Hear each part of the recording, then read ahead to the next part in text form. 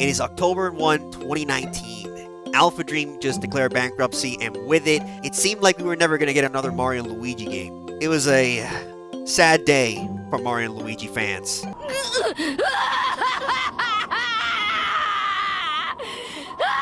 But then, fast forward to June 18, 2024, and Nintendo drops a direct and they open it up with a hydrogen bomb so catastrophic that it made the rest of the games look like coughing babies.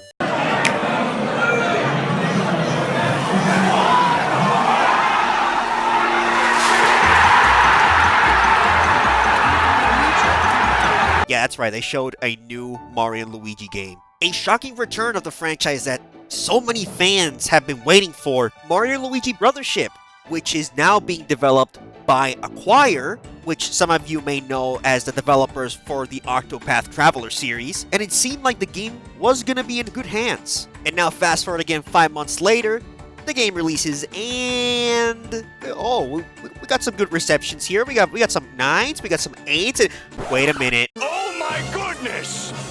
Squidward! Keep in mind that this is the same gaming news outlet that gave Omega Ruby and Alpha Sapphire a 7.8 because it had too much water.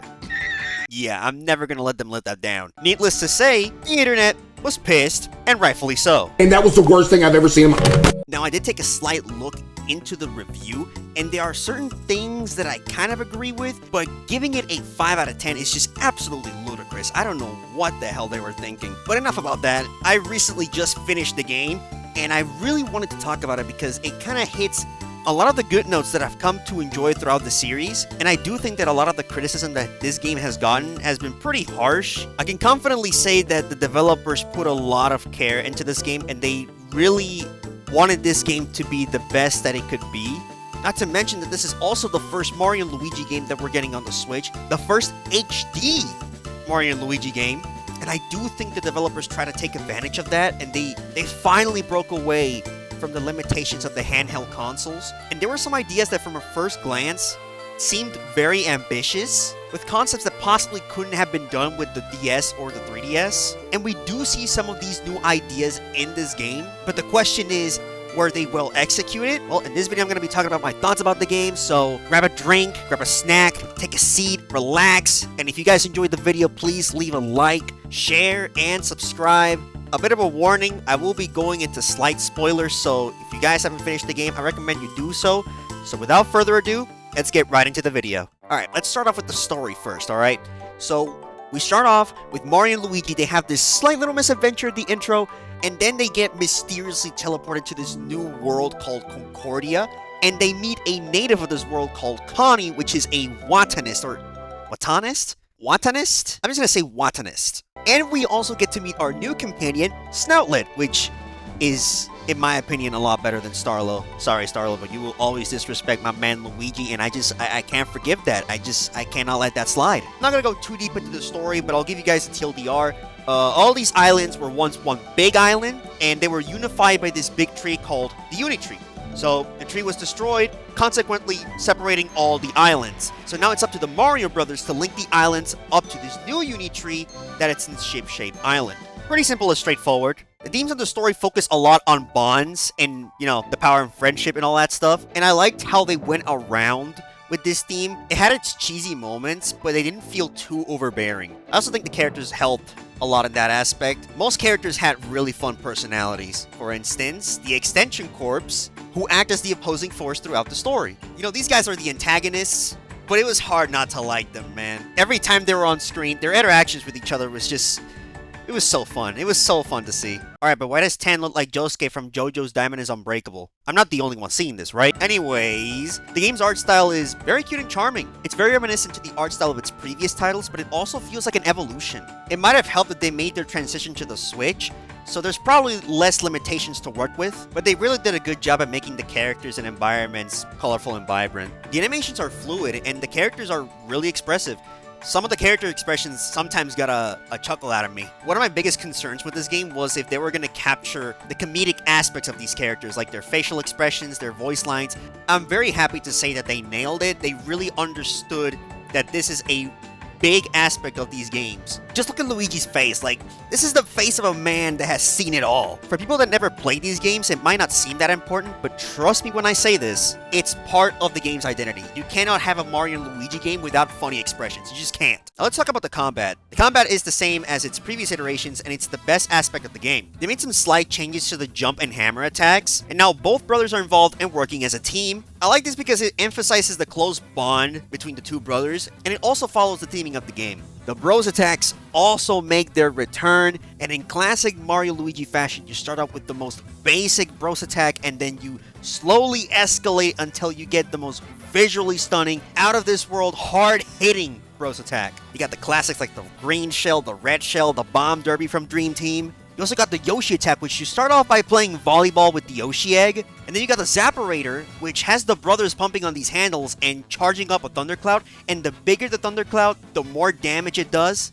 It also does AoE damage, so it's really good when you're fighting multiple enemies or a horde of enemies. It's a really good bros attack for those situations, and I found myself using it frequently. I'm not going to mention any other bros attacks that you get, but I will say that power scalers are going to have a field day with this one. A new mechanic that got introduced into this game are the battle plugs, which they act as sort of combat augments. They can enhance your attacks, they can, inflict a status effect on the opponent like a burn or like a freeze. You also get defensive battle plugs like taking less damage or just nullifying damage entirely. I really like this idea, and I thought they executed it really well in this game. You can also create combos depending on the battle plugs you have activated. This makes the combat more dynamic, and it's interesting to see which battle plug combos with which. It lets the player experiment, and it makes the battles more interesting to see what kind of wacky combinations you can do with the battle plugs, which is appreciated. These games are really simple, so having something to experiment with these games is always nice to have. And you can craft battle plugs using sprite bulbs, which are these collectibles that you find throughout the islands, and you have to chase them down in order to collect them. Now here's my main gripe with the combat. Why can't I, as Luigi, not confirm with the B button? When I first got to the combat, I was so put off with the fact that I could no longer confirm his commands with the B button. It's not with the A button. So now you confirm both characters' actions with the A button. Historically, it's always been like, if it's Mario's turn, you confirm his actions with the A button, but when it's Luigi's turn, you confirm his actions with the B button. So it kind of messed up with my muscle memories at times, because I'm so used to confirming his actions with the B button. And it's a shame that they made that change, because that's one of the few small things that made the combat so unique to me. It's that small design choice that makes these Mario and Luigi games, stand out from other RPG games. And this didn't really hinder my experience playing through the game, but it was one of those small changes that I couldn't easily ignore. Because at times, even during the late game, I would still press the B button to confirm Luigi's actions whenever it was his turn. This isn't something that breaks the game or anything to that extreme, but I do think that this takes away a little bit of that originality that we've seen from the past titles. Now, since we're talking about Luigi, I feel like this is a great segue for the next thing I want to talk about. Luigi has a big focus in this game. He has a new mechanic called Luigi Logic, which essentially, he just has a brain blast. Oh yeah! Whenever there's a roadblock or there's something that's preventing us from moving forward, Luigi has these small moments where he starts thinking and finding a solution, and it's the most basic thing you can think of, alright? So, let me give you guys an example. There's a section in the game where there's a ledge really high up, and then Luigi, well, he has a Luigi logic, right? He's starting to put his two brain cells together, he's starting to think, and his solution, just jump really high up and have Mario boost him. So I just watched a 10-second cutscene of Luigi thinking, just so that they could do something that they've already done in previous games. And you see that cutscene pop up frequently, like, it pops up for the simplest of problems, and it appears more than it should. So I can understand why there's criticism for this game being hand-holded because of the Luigi logic. It really does feel like it. Even throughout the mid-game or the end game, the Luigi logic will just tell you what you needed to do, and I really wish that the game would just let the player figure out some of these puzzles for themselves, instead of relying on that mechanic, and that way they could make the game less automated and less hand-holding as a result. But that's in the overworld sections. Now, you can also use Luigi logic in combat and I really feel like this should have been its only use. It's really well done. They were really smart with how they implemented this as a way to like spice up the battles. Specifically the mid-boss battles and the boss battles, because you don't really see this feature in normal battles, like at all. And then Luigi interacts with the environment to expose or find a vulnerability of a boss. And it keeps on with the tradition of having the Mario Brothers interact with the environment or with the backgrounds, like we've seen in the past games. They're really unique, and I had a lot of fun watching Luigi get a chance to shine in this game. Now, you can't have an RPG without some side quests. And I'm not gonna front, most of the side quests are fetch quests. There were a few that were more combat related, like they gave you some challenges like beating a horde of enemies at the same time, which, not gonna lie, they were kind of tedious, especially the last one. That last one was nightmarish. I can't, like, guys, you gotta level up your characters, because I was not having a good time with that last one. But 90% of these quests were mostly fetch quests, which isn't necessarily a bad thing, because most of these quests can be completed fairly quickly, and they're very easy too. It's just that sometimes they felt really boring to play through. Like, most of them would just have you go to a different island to look for an item or a character, right? Like you had to search for one of those things, and it just felt like there was a lack of variety. I don't know, like it was very repetitive. I also think it might be because there's a lack of exploration. Like, if you look through the islands, they don't have open spaces. Like, they're very linear, which is a shame because I feel like exploration is a big aspect to RPGs, but there's just not much to explore throughout these islands. Which is kind of ironic because you explore a lot with the ship to search for the islands, but when you go through these islands, there's not really much to explore. Like, it's very linear. The closest thing I can think of for the game having open spaces are probably the towns, but that's about it. But I'm getting sidetracked. Going back to the matter of the side quests, sometimes a special quest would pop up. And these quests are slightly different because they are timed, so if you progress through the story, you can no longer be able to complete them. These quests in particular didn't take too long to complete, and while they aren't necessary, they do give out some pretty good rewards, and they also flesh out some of the side characters. Like, we get to see their motivations, we get to see their backstories, stuff like that, right? Like, I really like how the player can choose whether they want to take these quests. Like I said before, these quests in particular aren't necessary, but they really help set up some of the events and some of the plot points that we see later down the story. So while these quests aren't obligatory, I do recommend players to at least go through these quests because they really help flesh out some of the side characters, and I've come to enjoy the side characters a lot more because of these quests. And protect Connie at all costs. Connie is the GOAT, and she should come back in the next Mario and Luigi game. Don't at me. Now, moving along, the gameplay loop of this game has the brothers moving from island to island while navigating the ship or the hub world, ship-shaped island, which, you know, we've already established earlier in the video. And once you connect these islands to the Unity tree, you're able to fast travel to these islands. Now, this is where I found my first big issue with the game, which thankfully it does get remedied early in the story. It doesn't fully fix the issue, but it makes it bearable to play through. And it's that the traveling is real time. And at least in the early game, it takes a couple of minutes for you to find an island, which gives it a really slow start. It felt like a slog to find islands in the early game, and the game even suggests you to revisit some of the islands so you can just spend some of that time grinding or getting money. Thankfully, around 2 hours or so, you do get the option to make the ship move faster, and it does decrease the wait time when looking for islands. But this doesn't fix the problem entirely, because as you progress through the story, you are going to get quests where it requires you to backtrack. Let me give you guys an example, right? Later in the game, you get a quest where you have to revisit one of the Great Lighthouses, which, by the way, the Great Lighthouses are where you fight some of the bosses. So you get a side quest where you have to revisit one of the Great Lighthouses to fight an elite version of a boss that you've already fought. So what's the problem here? You cannot fast travel to the Great Lighthouses. So if you're far away from the Great Lighthouse, it's gonna take a while for you to get there, even with the ship being faster. You do get a feature that allows you to move immediately to other currents, but you don't get that feature until very late in the game, almost at the end game. So if you decide to take on these quests beforehand, you're going to be waiting for a while before you reach the location. At times, I found myself doing nothing, just waiting for me to reach my destination, And I know the game does say that, you can grind or get money, but like most of the time you don't need to grind as long as you just play the game normally. I found myself to be at just the right levels when doing the main quests, so I didn't really have a reason to grind for levels.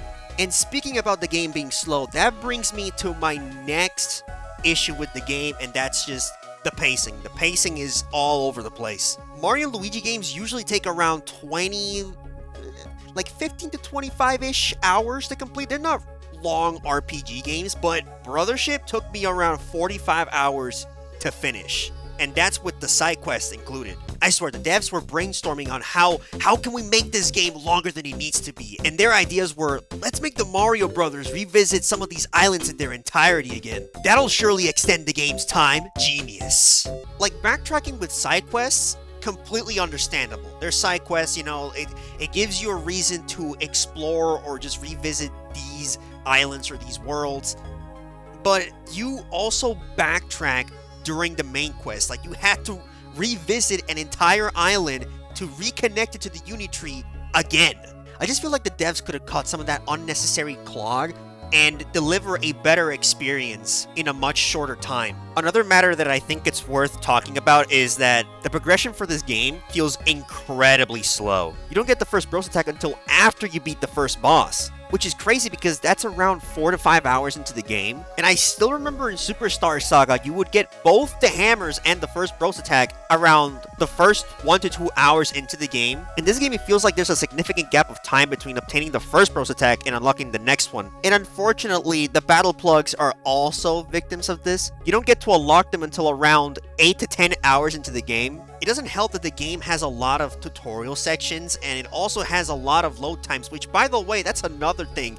The game is... I don't know if the game hasn't been properly optimized, but at times I saw the game drop frames, especially when there's a lot going on the screen. And I know that some people might chalk it up to the Switch being an underpowered piece of hardware, which, to their credit, it is true, but the Switch can run games like Xenoblade Chronicles 3, and that runs pretty well on the Switch, and this game seems less taxing than Xenoblade 3, so I don't know. I think it might just be that the game is not properly optimized. And it's something that I notice frequently. All the load times, the frame drops. I don't know. I just think that it might not have been as optimized as it could have been. But hey, that's just an observation. Now I want to talk about the music a little bit. So for those that don't know, Yoko Shimomura, you may know her as the composer from the Kingdom Hearts series, or from the past Mario and Luigi games, did not return to make the music for this game. Instead, the composer for this game is Hideki Sakamoto. Now, it took a bit of time to get used to his style of music. It definitely sounds... It's kind of weird to explain, because it sounds different from what we hear from Yoko, but it still sounds like a Mario and Luigi soundtrack.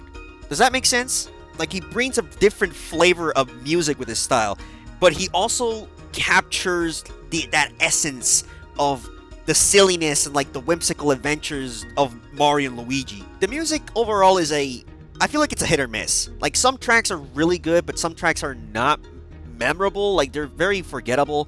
Like, some of the overworld tracks really didn't make that big of an impression on me. The battle themes were different from what I'm used to hearing in a Mario Luigi game, but I quickly warmed up to them, and by the time I was like 2 hours into the game, I was already like humming the themes. Like, the mid-boss and the boss themes are absolutely great. Like, I know some people may not be too receptive of the new themes because they're different. They're not like Yoko Shimomura's style, but I found the battle themes to be really catchy, and at the end of the day, they still sound like something you would hear from a Mario and Luigi game. And I think that's the most important characteristic that the songs need to have. They need to have that vibe of just being a silly adventure. They're not like super deep philosophical type of RPG, right? Like, obviously you have your lessons. Like, this game is all about connections with people, having bonds with people, but they're not super deep games. So they're very silly, they're very